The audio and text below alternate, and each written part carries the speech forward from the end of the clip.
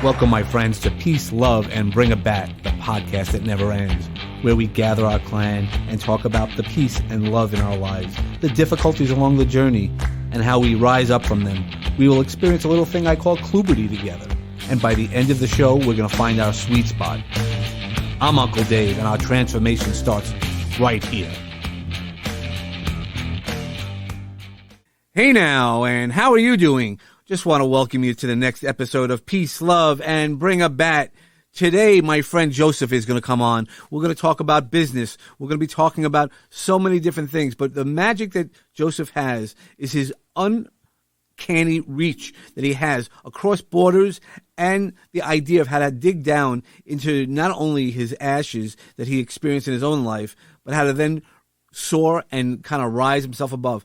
How you doing this morning, Josef? Great, and thank you for having me, Dave. It's an honor. Yeah, no, thank you so much. You and I have connected a couple of times, and then we've had some misconnections because of our children, or my children.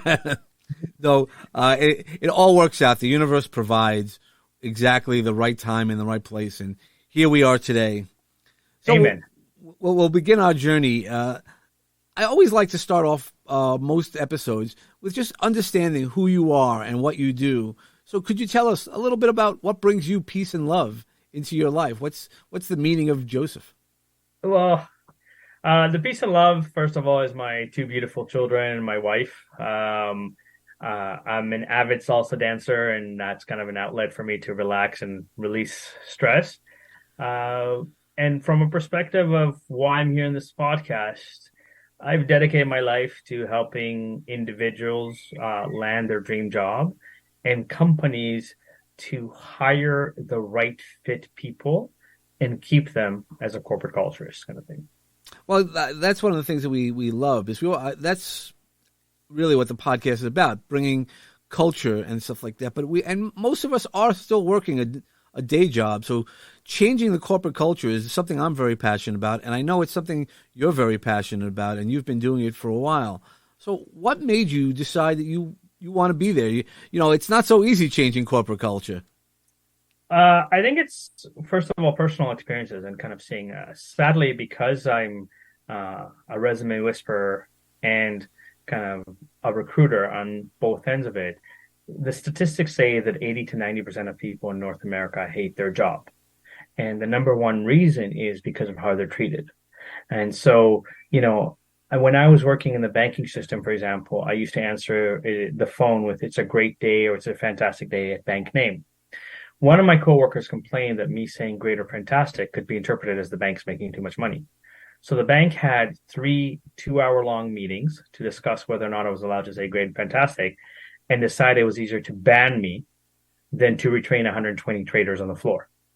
Right now, right after this happened, one of the senior VPs came to me and said, "You know what? Morale here is really low.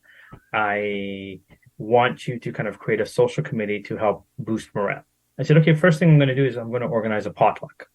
And he looked at me and said, "Yeah, that's probably not going to work because the majority of people here are bachelors. They'll probably just give you $5, $10 and say they'll eat whatever somebody else brings." I said, "Don't worry, I'll take care of it." And I created an Excel spreadsheet. And, this many people can bring drinks. This many people can bring cookies, the whole list. And I logged off the phone for 2 hours, starting with the executive. I said, "I don't care if you make it, your partner makes it, your mom makes it, or you buy it, but you have to bring something, right? And sign up for there."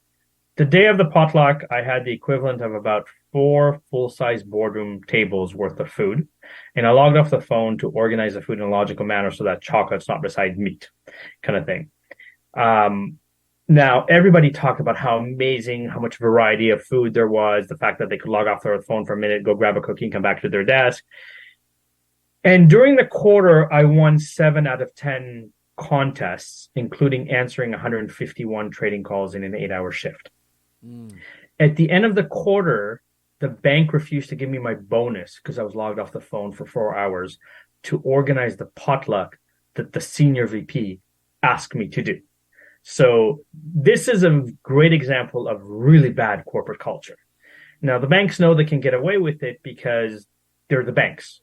And it's still better than working, let's say, at Dunkin' Donuts, or even if you're working in the back office of Dunkin' Donuts. There's a certain level of implied respect that you work in a bank, for example. Sure. And so having experienced that myself and then having experienced that with clients of mine that are part of my recruiting business or corporate culturist business, and they don't understand, when you treat people really badly, you're going to lose good people. You're going to lose your reputation. And it's a conversation that, a lot of people preach corporate culture, but have no idea how to apply it. And it's so simple sometimes, and most executives don't think about it. Right. And so I've been in situations where, like, for example, the company organizes a Halloween costume party, but none of the executives dress up. So it sends a message like, yeah, go ahead, do it, but we don't really care about you or about this. And so when I have conversations with leadership, so, listen, I don't care if you have meetings all day. Come for 10, 15 minutes, go to Dollar Tree, buy a mask for a couple dollars, wear the cheap mask, smile, take a few pictures, shake a few hands of people that put in an effort to dress up, then take off your mask, go to your meetings. But that 10 to 15 minutes that you spend in the morning acknowledging people that actually dressed up will go so much in the people that work for you buying in to your leadership and to your communication of this is the vision and mission and strategy that we're doing to serve our customers, for example. By not doing it, you're creating an environment where people are disconnected to everything that you're saying. And unfortunately, there's a massive gap between what is being said and the actions that are being taken.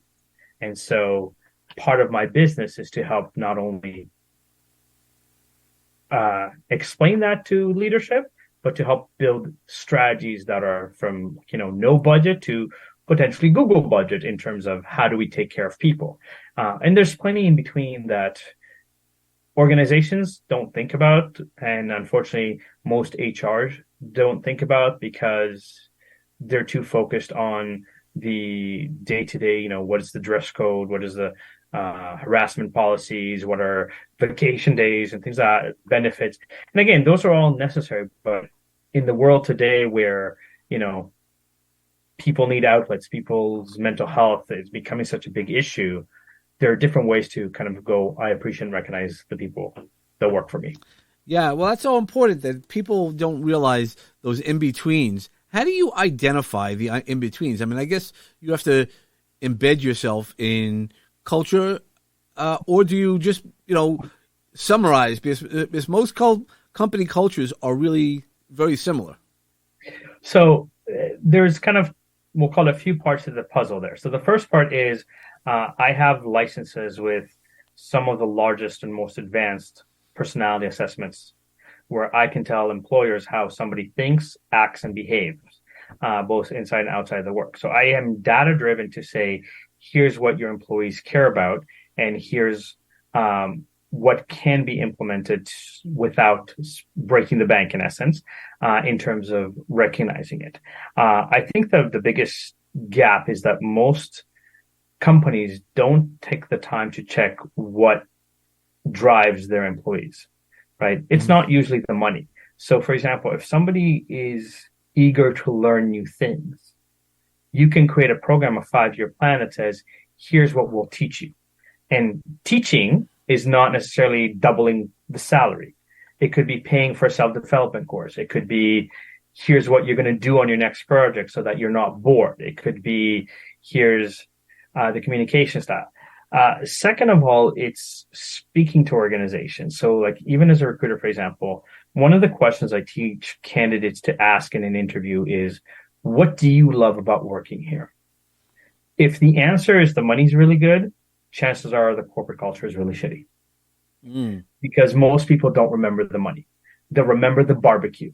They'll remember the fact that they got ice cream in the summer, or that, during busy season, there was stress balls or smiley face balloons that was given to employees. That, again, you're going to Dollar Tree and buying. You don't need to create there. But part of where I start is to go, okay, what's the turnover in this organization? So if the turnover is, let's say, close to 10%, there are some big gaps that need to be addressed. And so I look at what are the gaps, and based on understanding what are the gaps, how can we create a strategy? A lot of times it's a conversation where people don't think like, so I'll give them examples. So for example, if you are an executive and you have an administrative assistant or an executive assistant and they've worked really hard for you, you can give them $1,000 bonus, which I'm sure the money will help. But instead of giving them $1,000 bonus, give them half a day of pay, and send them to the spa for $300. It costs you less money, but the spa is kind of a pampering, and most administrative assistant won't allow themselves to do it as often or there. But the fact that the executive goes, I want you to take care of you, and they'll spend $300 at the spa, that administrative assistant is going to work twice as hard because the executive assistants thought of their well-being, not it's that just personalized the money. approach. Yeah, it's definitely Right. that personalized approach, and that really helps. But so I have a quick question. So we've been talking about what the companies should do. What what should individuals do if they're in a corporate culture to make them rise? Look, many corporate cultures can be very toxic. So you have to, first of all, decide if it's worth staying at the job. I'm not saying quit your job right away, but I'm saying like at least be aware that you can apply for other opportunities while you're in a negative culture, and that there are other opportunities that exist out there. You just need to brand yourself and market yourself, which is part of what I do as Resume Whisperer, to help people get to the next better things. Beyond that, there is things that you can be proactive on to take initiative and say, I'm going to organize, for example, let's go out for drinks on the Friday, the first Friday or last Friday of the month. Just get out of the work environment and just kind of be more relaxed and so forth, where small initiatives that can be, I built a call center from scratch that was supposed to generate $300,000 for the year, with restrictions that my team calls leads that are more than 50 miles away and more than 4 months old. In less than 6 months, my team did $2.25 million. And one of the things that I did to build a team was, for example, every Friday I would spend $10 to $20 to buy them snacks, cookies, donuts, chips, salsa and dip kind of thing. Nothing overly crazy. But the team loved the idea of having food so much that they kind of created a schedule. And once a week, one of the employees was responsible for spending a minimum of, let's say, $10 in addition to bring more food choices. So organizing potlucks, organizing kind of events where the team was doing so well, for example, in sales, that my VP challenged me as the director to kind of say, okay, I want your team to generate $150,000 for the year, for the week. And when we had our meeting, I said, if you hit that before Friday, I will reward the team completely. By Wednesday at 2:20 p.m., the team was at approximately $210,000.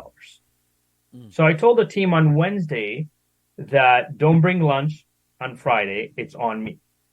Now, by Friday at noon, we were at $320,000, I think, in sales. And not only so what I did is I gave the entire team VIP passes to the movie theater, and I gave each one of them about a $30 gift certificate to buy whatever food they want in the theater kind of thing. I said, if you want to eat together, you keep whatever gift certificates you didn't use. I don't want them back. Mm-hmm. What I'll do is I'll stay back so that in case somebody calls, because this was an outbound call center, I will answer the phones, and whatever sales I close, whoever the individual rep, will get the credit. My VP found out that I did this. He's like, did you just send your entire team to the movies during work hours? I'm like, yep. He's like, what's wrong with you? I'm like, listen, if my team doesn't perform better next week, you can go ahead and fire me. Right? On Monday, the entire team was lit up because they were like, we can't believe that we got to go to the movies during work hours. We got food. They were so excited because I gave them the full VIP treatment. The team did $430,000 in revenue that week. Right. And it's little things like that, we want more money, but by taking care of the people, they bought into the culture. Sure. They bought into and that's really important, is that to know your boss. I mean, depending on where you are on the food chain. Now, what would you do with I guess mid-level people? It's not as easy, right? Incentivize. It's actually easier because, again, it's a level of what do you want to experience? What would make your life easier, right? So what can be communicated that is incentive? And again, you need to understand, is it monetary incentive? Is it, something small, like, for example, you're paying for my parking, right? I know you mentioned that you're in New York. Parking can be phenomenally expensive, right? Sometimes more expensive than the house, depending on where you're parking. But most businesses have set parking spots, and because they're getting a package deal, or because they've been tenants in the building for so long, their cost point is not insane, right? So it's just a matter of literally having, what are the options available? Like, most businesses have season tickets to most sports, sure, right? So give them a game as an incentive to perform. Give them and again, in the grand scheme of things, it doesn't cost the company anything extra because they're already paying for it, right? And there's a level where, again, create the experience. Like, if the team has a box and the mid-level manager has done a great team, let the mid-level manager enjoy the box with their friends and enjoy that experience of being in a box, for example. But again, it comes back to understanding that your people will make you or break you. And if you don't understand that, and your mindset is barking and yelling and screaming at your workers, it's going to catch up to you very quickly, especially in this day and age where everything's on social media. Yeah, no, exactly. And it's always best to not bark in any part of our lives. We're not dogs, and anytime we start getting loud, it makes other people generally feel uncomfortable. Now, you've been uncomfortable at some times in your life. So you've talked about all these successes, but you've been also in the ashes of your life. You've been what I call on the show Phoenix moments. And Could you explain to us not only your Phoenix moment, but how you sought to rise out of those Phoenix moments? Well, I think one that I'll share is I had a business partner when I first opened my business, and when I first opened my recruiting business, everything I touched up to gold. I didn't really think anything was going to happen. The market crashed in late 2008. By the time it impacted me in recruiting was 2010. My business partner stole over $270,000 from me and cost me $94,000 in taxes. And I went from having 60 to 90 orders in business to zero literally overnight, because my three biggest clients were Deloitte & Touche, Apotex Pharmaceuticals, Tata Consulting Services. They each downsized 1,500 people and put a 3-year freeze on hiring. At the time, my recruiting was around accounting firms. The big five let go of approximately 15,000 accountants. And all of my smaller clients were like, we don't need you. There's 15,000 accountants that are begging for a job. So why would we pay you for a fee for your services? And that completely derailed me. And kind of took me off my entrepreneurial path for a good 8 years. It was so bad for me that I was literally living off macaroni and cheese and crackers from the Dollarama or Dollar Tree kind of thing. But there's a level of, I met my wife. We now have 2 beautiful children, and wanting to give them every opportunity in life. And there has kind of inspired me to reinvent myself, not just as a recruiter, but as a corporate culture, is where I actually offer more services than I did before for more value added. So, for example, in the recruiting side of things, I offer a full year guarantee to my companies. The industry standard is 3 months, maybe 6 months. So the reason being is because I'm like, I'm going to service you so well that you're not going to want to replace the people that are there, because I do my due diligence. So that was probably the biggest, most defining moment of redefining myself. With that, I didn't know what I want to do when I grow up. So I switched careers 9 times. and I switched industries while switching careers. So I've switched jobs about 18 times. So I had to reinvent myself every single time to show that I have transferable skills, to show that I can go from, let's say, sales to operations, to go from this. So there's a level where, as part of my younger, wilder days, when I reached a certain plateau of like I became the best salesperson in the company, I got bored. And I was like, this doesn't excite me anymore. So what's next? So whether it was getting fired or quitting, both happened on a regular to kind of go, I know there's more. And, you know, a lot of people talk about find your purpose, find your passion, find your why. I really didn't understand that conversation for a very long time because I come from a family that's extremely risk averse. And so, you know, my father, God rest his soul, was an engineer till the day he died. And even though he had bad bosses, he chose to stay at the job because he was providing for the family. And I respect and admire him so much for that. But not at the cost of me having a heart attack, not at the cost of me kind of being mentally, physically, emotionally ill. And I had that happen where, for example, my father passed away from leukemia and a bad heart.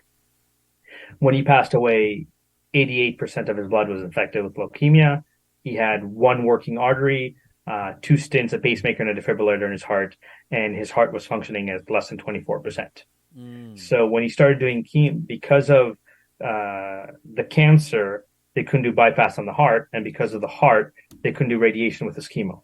So like his breakfast was 18 pills, and his chemo was a cocktail that they had to kind of create. And I remember when he first started doing chemo, he got pneumonia because he had zero immune system. And I was working in a private college where I was averaging 70 to 80 hours a week. I was working 6 days a week there. And I was there from literally 8 in the morning till 9 at night. Sure. And I walked into the owner's office and said, my father was just rushed into the intensive care unit. I'm leaving. And the owner looked at me and went, no, I think you're lying. I think you just want like time off. And I look at her and go, I work here 6 days a week. I'm doing 12 to 14-hour days, right? Do you honestly think that me wanting a day off, my only excuse would be my father's about to die? Right. I deserve a day off no matter what.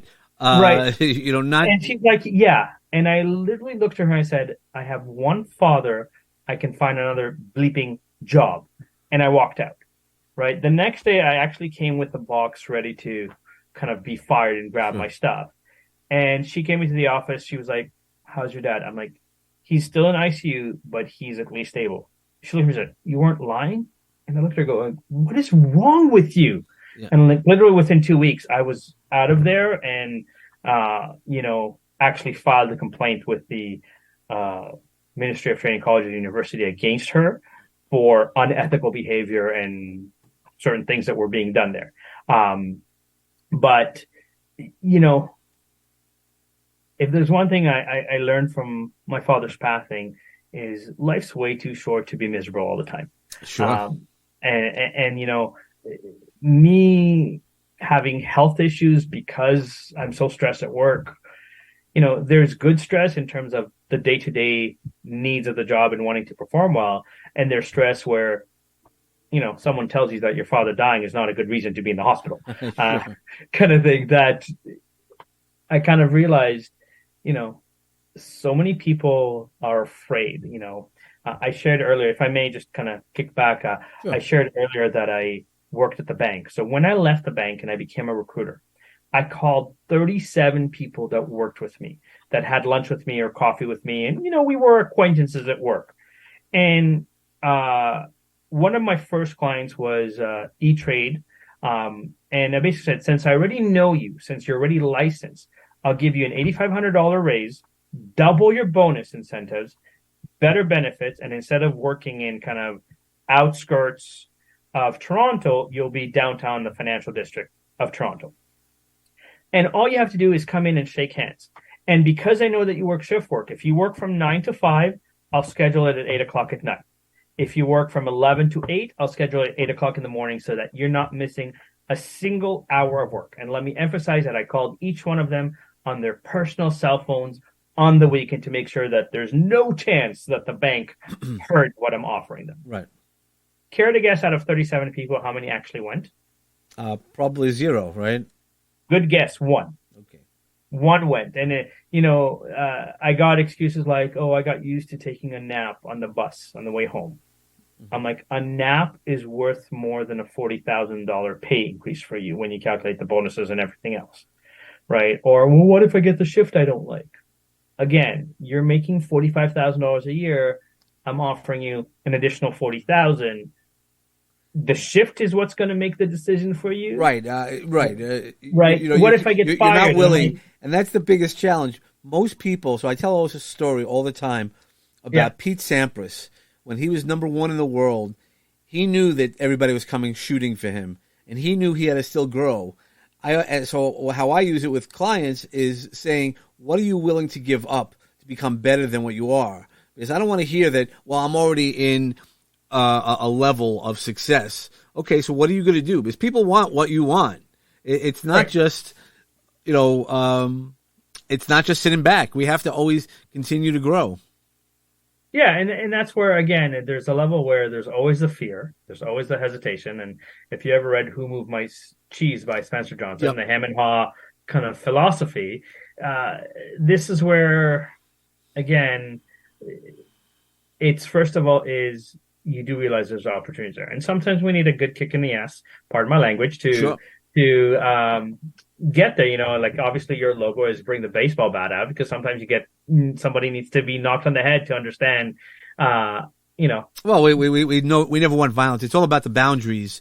And right, but I'm saying it in a sense that but the only way to really, using the baseball reference is, if you strike out, that doesn't mean that's the whole game. You get two more at bats. And the idea is to learn from each one of those things. But and generally, it sounds like yourself as well. We only learn best when we have pain, when we get the things that we don't want. The strikeout, if you want to use the baseball bat reference. Yep. Right, and who was it? I forget now. I think it was Reggie Jackson struck out 2,600 times, but nobody remembers the strikeouts or remember the home runs that he hit. Right, exactly. Babe Ruth also said, every strikeout brought me closer to the next home run, which is like that as an entrepreneur. Every no we get brings us closer to the next yes. Yeah, in sales, they teach you that you need 7 to 12 no's to count as a no because the first 3 they don't even listen to a word you're saying. It's by default, no. Right. There's a level of that where there are opportunities, plenty of opportunities, whether you're an entrepreneur, whether you're trying to be an entrepreneur. If you're building your entrepreneur path, there's nothing wrong with having a really good paying job that treats you well. Sure. In order for you to finance your entrepreneurship, rather than be miserable and afraid that,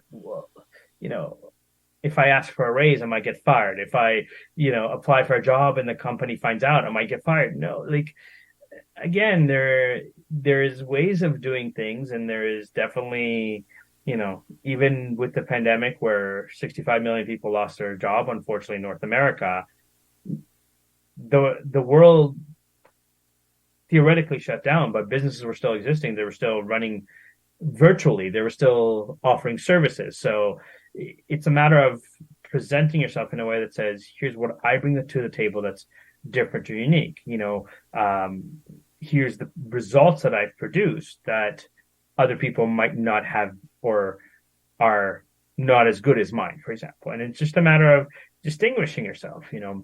Eminem, when he rapped, I am who you say I am, you exist in listening. If I tell you jokes and you're not laughing at any of my jokes, I'm not funny to you. It's just the way it works, right? But you can present, here's the value that I bring, and here's why you need to hire me. And when the right companies understand what you bring to the table, they'll be very excited to have you join their team. That's exactly it. When you find the right path, when I talk about the path, when there's lots of different paths. We can be walking down lost all the time, but you, as the resume whisperer, help people manage through the right path into corporate America, and you'll also help companies find the right culture, right? It's not only about... But it's the right people, because you got to understand, like if I use the world of accounting, especially for public accounting, Deloitte and Touche and KPMG, both huge public accounting firms, but they have very different cultures, and they have very different approaches to how they not only do their files and kind of paperwork, but also how they promote, how they treat people, what are the perks of working there. So even though it's the same profession in quotation, they also have different divisions in terms of what work is being done where. So it's wrong to say that all accountants are the same, because you have to do it. And so part of that is to go back and say, what drives you? What are the things that you want? And most organizations, that even if they have a 5-year plan, it's more of a 5-year plan of how you're going to progress, not necessarily what you enjoy. And not everybody wants to advance and become a manager. Not everybody wants to take on the responsibility and the headache of, let's say, scheduling everybody, and they're happy with the work that they're doing. And as long as they're being recognized for the effort that they're making, they don't necessarily need the title, for example. Right. So I think there's a level of, it's a conversation. It's always a conversation. And it's a level of the emotional connection, the human factor. I love the show Undercover Boss, where at the end of the show, the executives go, oh my God, I should speak to people that work here. I might get some insights. You think?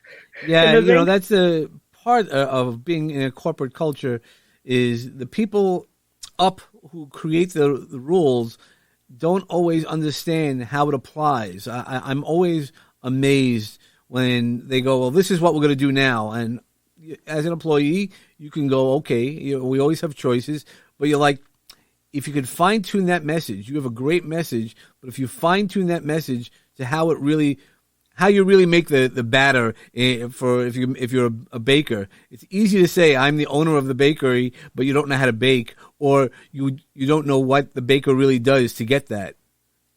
Yeah, so I'm going to steal something from Guy Kawasaki, who was the evangelist for Apple back in the day. And he gave a great example. He said, if you go to, let's say, Burger King, and you ask the manager at the Burger King that you visit, what is the mission and vision of Burger King? Chances are they'll look at you with like deer in headlights. Like, I have no idea what you're talking about, right? But especially for newer entrepreneurs, instead of creating the mission and vision right away, create a mantra. Create 3 or 4 words that kind of define, here's who you are, right? And in a sense of, like, even for you with your logo, you have peace, love, and the, call it humor of bring the bat, but obviously from a mental health and well-being, there's a perspective of, here's what's different. So when, like, Nike's slogan, just do it, right? Google's slogan is don't be evil. But if you take something like a just do it, or you do 3 words like peace, love, and then you embody that, this is how I am peaceful, this is how I show love to everybody around me in a platonic way of kind of there, people will buy into that because you're being genuine, you're being authentic, and the messaging is consistent. And it's not now fancy words that here's the mission statement or here's a vision statement. It's just, here's how I want to show up. And you surround yourself with people that understand that, all of a sudden it's much easier to buy in. So in the example that I gave with the Halloween costume party, again, it's such a small, simple thing that will create buy-in. But so many leaders don't understand that, right?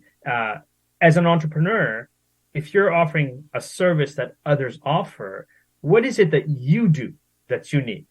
What is it that's better, faster, value added, that can come back to kind of go, I don't care that you charge me a little bit more, because the value added that you're giving me, the level of service that you're giving me, the communication that I'm having with you, the changes that you're willing to make as I'm working with you, that's what matters.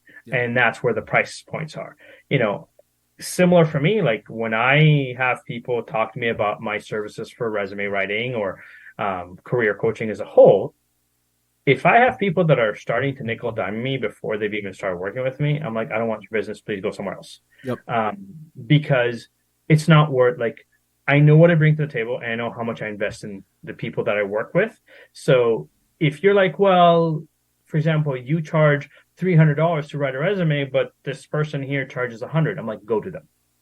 Right. Yeah. Because if that's your mindset, you're not ready for the level that I bring. And, my 25,000 hours of mastery, my 20 years in recruiting, my 10 books that I've written, kind of thing, because you're looking for cheaper, or you're kind of counting your pennies. You're missing the right. goal. That if I'm going to help you get a $100,000 salary and you're paying me $300, that's, something like a 40x your investment. So if you're not ready for that, I'm not the right person for you, and that's okay with me. And that's okay, because you've earned that over the years to say it's okay. I mean, that's why the way I do things, there's a lot of people who do similar things. I do it in a unique way. I bring it out in a lot of different ways. I mean, I just spoke at a expo, and people are like, I've heard it, but not like that. I go, yeah, that's what brings me. And the people who don't like the way I do it, that's okay. I'm not looking. You and I had this conversation kind of in the green room. I'm not looking for everybody. I got to tell you, find the right people, and that's, the right organizations, the right place.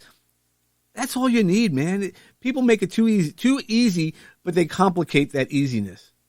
Look, I have no misconceptions about the fact that, if somebody prefers to hire a woman because they're a woman or identify as a woman, by all means, find the right one for you.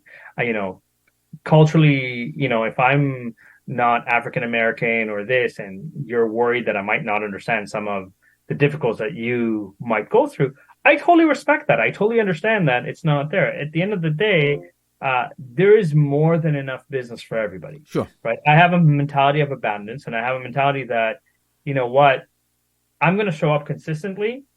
This is who I am. And I'm going to attract both the individuals and the companies that understand that, like you said, resume writing is not something that I can take credit as inventing or right. doing, or otherwise, being the only one in the world that does it. Like, websites like Indeed and government agencies, like unemployment offices offer these services, but you're getting their level of expertise versus my level of expertise. And if you're not ready to invest in my level of expertise, by all means, find the person that's right for you, because I stand behind what I do. I stand behind the results that I'll produce for you, because I've helped people land their dream job in as little as 2 days.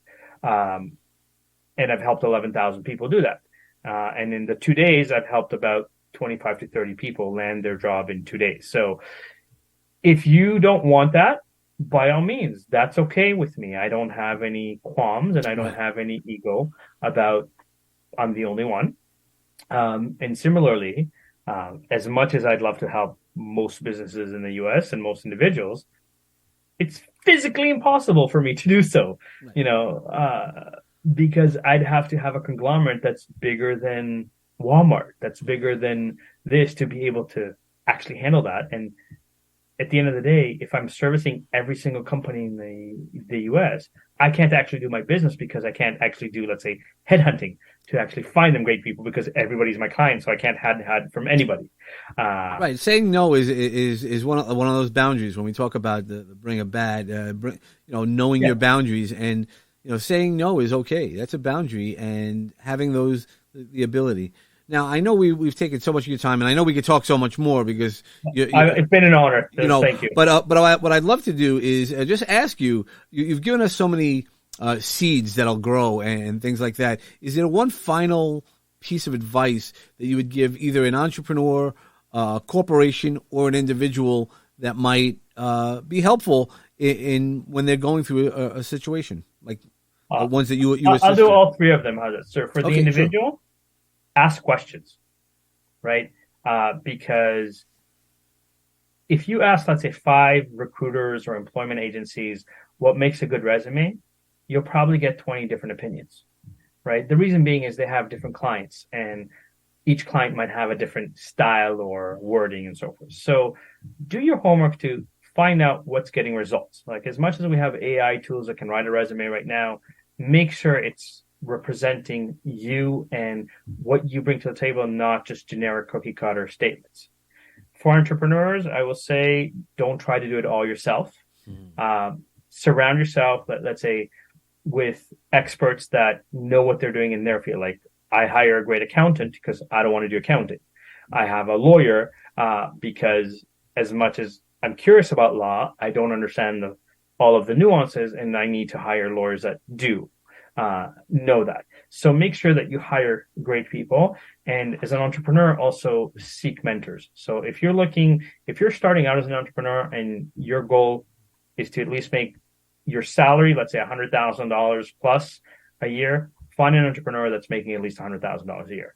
When you get to 100,000, find an entrepreneur that's making, let's say, $500,000 a year, and hire them as your new mentor, because they'll know how to scale from 100,000 to 500,000, et cetera, et cetera. And as a business, be open-minded to the fact that there's outside experts that might bring a perspective that none of the leadership team has thought about or implemented or understands the value of, because it's not something that appears on their P&L.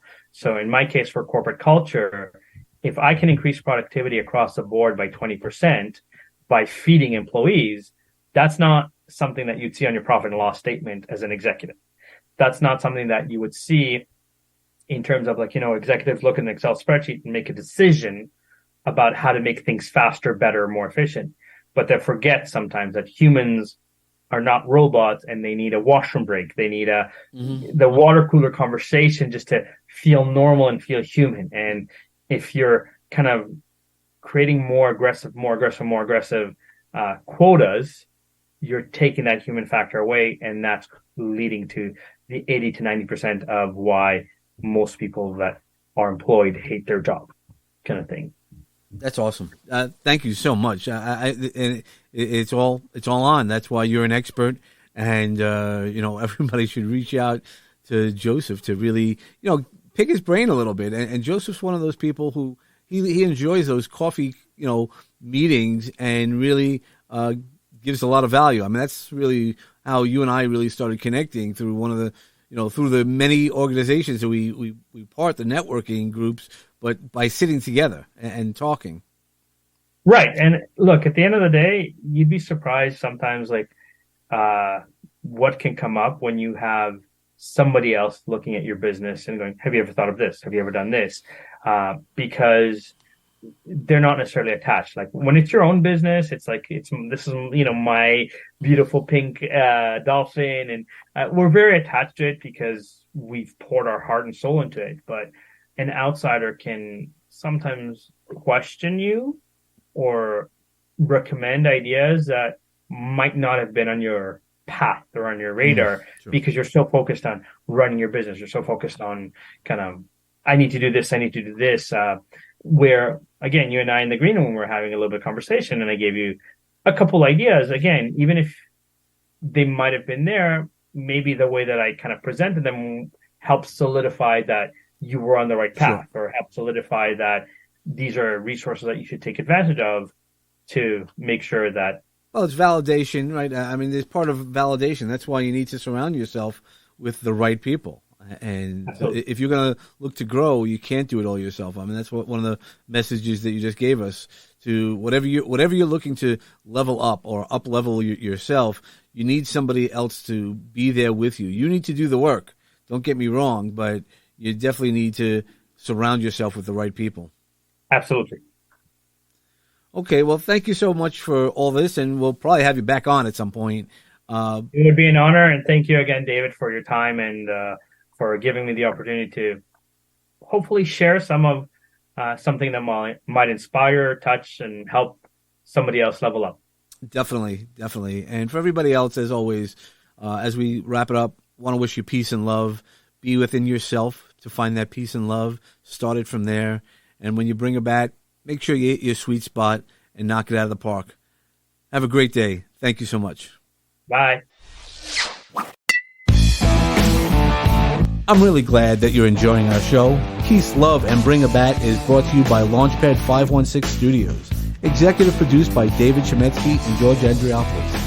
Music selections by James Grant, Zach Nelson, and James Gaither, and licensed through Storyblocks. Sound effects and sponsorship music licensed through Epidemic Sound.